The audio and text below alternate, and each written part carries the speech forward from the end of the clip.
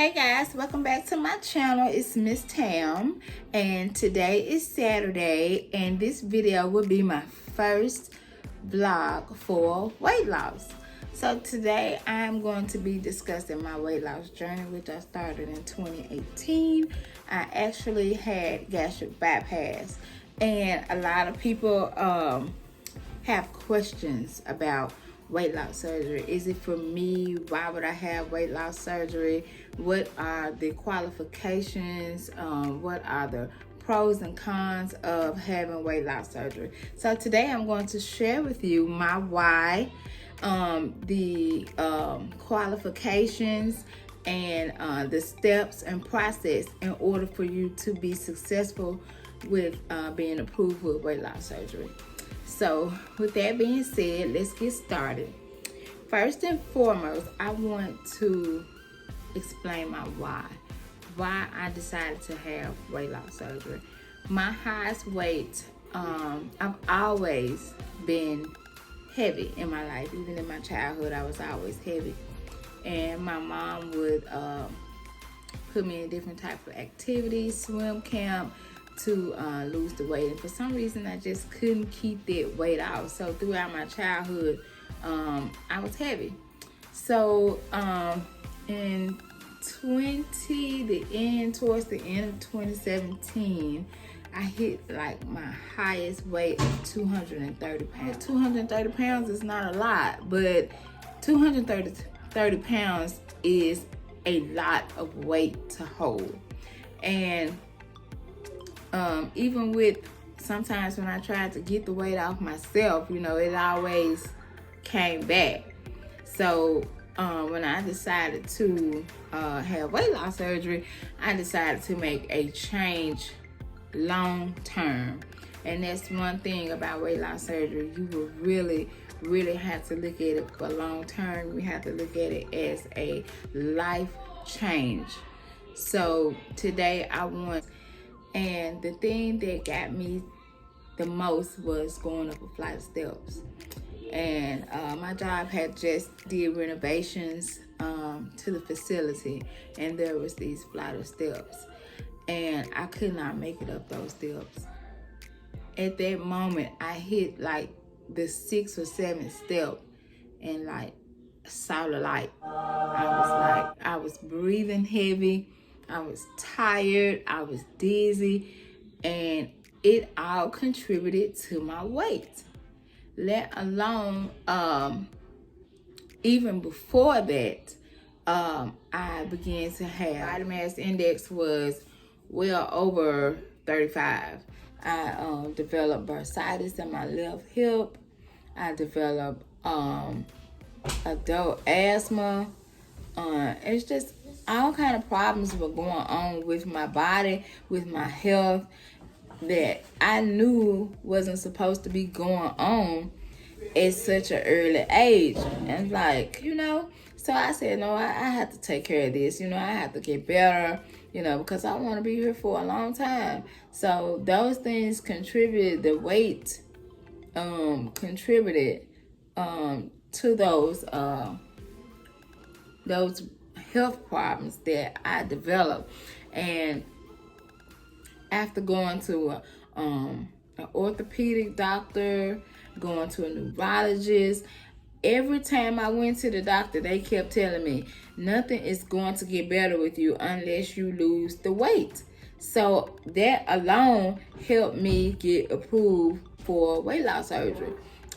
My doctors a letter saying that they believe that I was a good candidate for weight loss surgery, and I submitted those to my coordinator, and my coordinator submitted those letters to the insurance companies. So if you're going to more than one doctor for different health related problems, I highly suggest you get a recommendation letter from them all, because that will give you a better chance of being approved for weight loss surgery.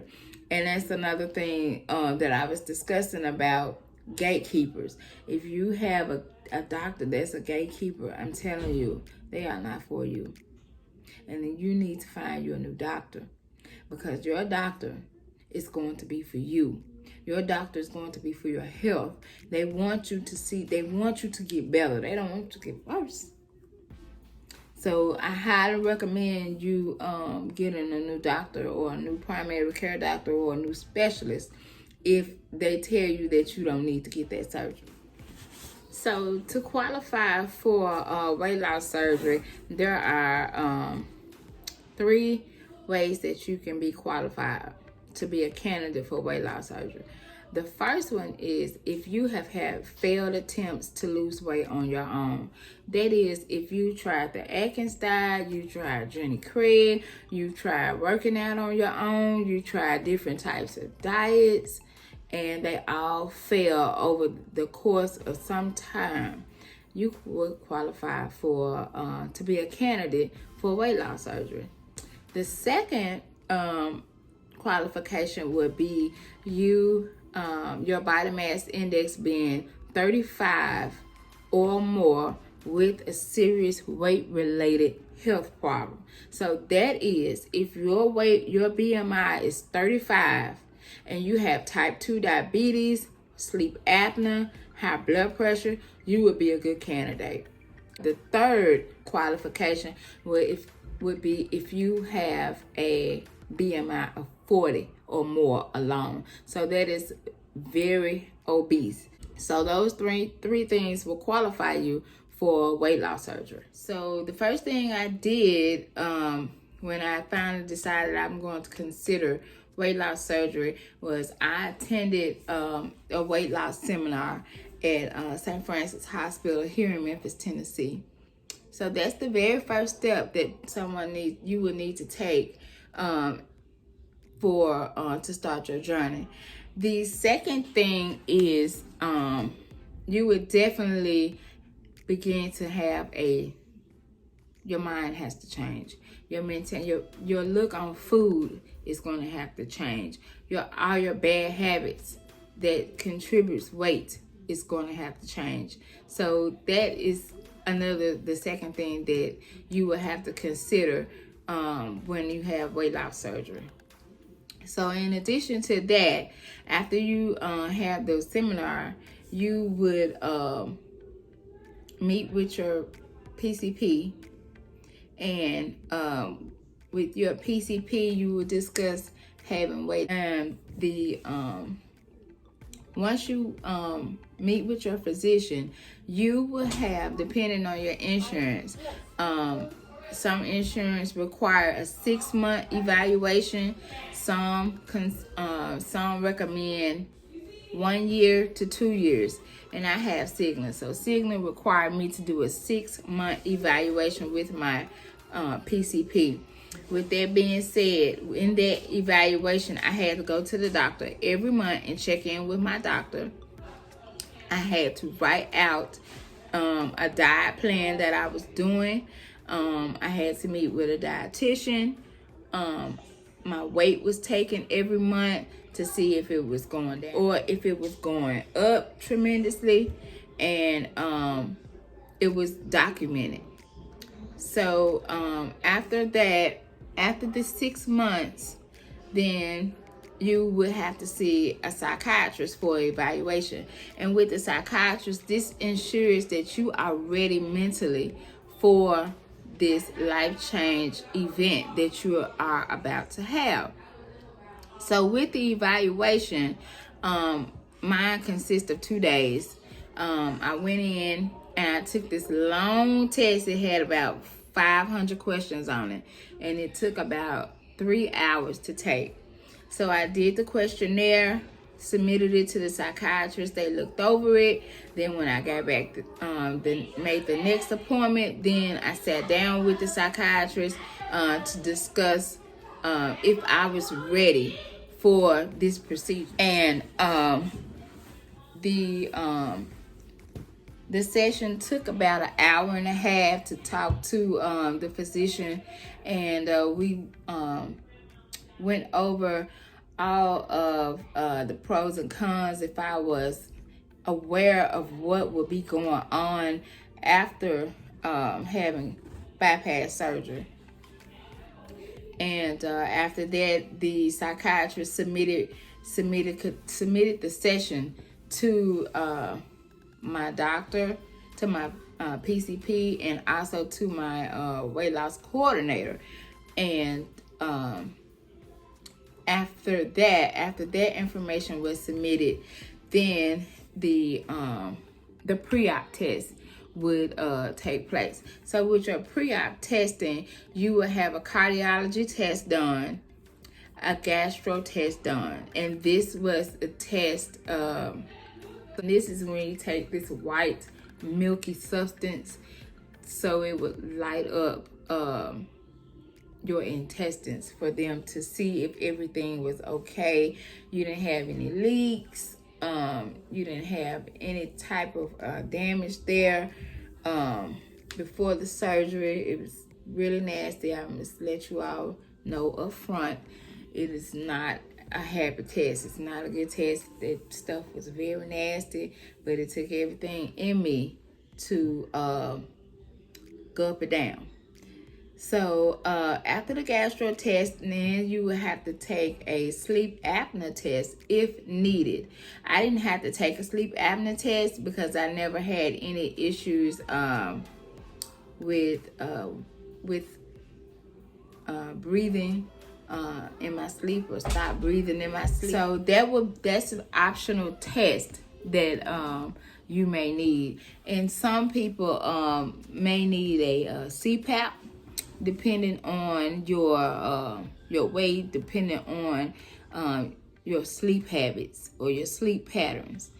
So after those tests are taken, the next step would be a clearance from your PCP and your psychiatrist, just like I said. So once those documents are submitted, then you can move to the next step. So once all of that is done, your coordinator will submit all your documentation, your weight, your diet plan, your how you're feeling. All of this documentation will be submitted by your coordinator to the insurance company. So once this is submitted to the insurance company, and it may take up to 6 weeks or less. I believe mine was approved in like a week. Cigna approved it in like a week. I'm not sure, but it wasn't that long. You can actually go on your insurance website, and they have a claims or pre-certification part on the website where you can go and check the status of your pre-certifications and claims. So that's how I found out I was approved. I mean, and the letter came like 2 days later, once I had already checked it. So once you get your approval, then you will be called back to your surgeon's office, and from there you will schedule your surgery. You will also be scheduled for your pre-blood work. You will also sit down and speak with the nurse about what to do before your surgery, what time you are to stop eating, what time you stop drinking, what to scrub with before the surgery, what not to bring. And since COVID is around, you may not be able to bring someone up there, on the floor with you on the day of the surgery. So all of that will be discussed. Be required to do either a liver shrink diet or a liquid diet. I had to do the liver shrink diet, and it wasn't bad. And the reason why you do the liver shrink diet is to shrink the liver, so the surgeon is able to maneuver through to do the cutting. So and you also lose some weight with this diet, and it's actually done 12 to 14 days before your surgery. Now, I highly recommend that you follow these diets that your surgeon puts you on. If you do the liver shrink diet, do it right. follow the diet. If you do the liquid diet, follow it. I know it's hard, especially with the liquid diet. The liver shrink diet isn't that hard, but the liquid diet is a little more complicated because you're just on clear liquids. But don't get discouraged, because in the long run, it's going to help you out in later on. And sometimes some surgeons will, if they see that you gain some weight before the surgery, they will cancel your surgery. So that's the reason why I recommend that you do right when you are doing these diets before your procedure. So once you've done the liver shrink diet or the liquid diet, but you may not even have to do one. Some surgeons don't even require the liver shrink or the liquid diet. So even if you do or you don't, I wouldn't recommend going to, doing a food funeral or anything like that so close to your surgery, because it may just harm you in the long run. Day of surgery, which is really the beginning of your journey. You will go in, they would take some more blood work, you fill out some paperwork, you get weighed again, and the nurse comes in to talk to you about the procedure and how you're gonna feel. And the surgery is about 3 to 4 hours long. So I can't even remember how long mine was. I can never remember waking up after surgery. My husband tells me everything. So you go in, and when you come back out, you will be in recovery,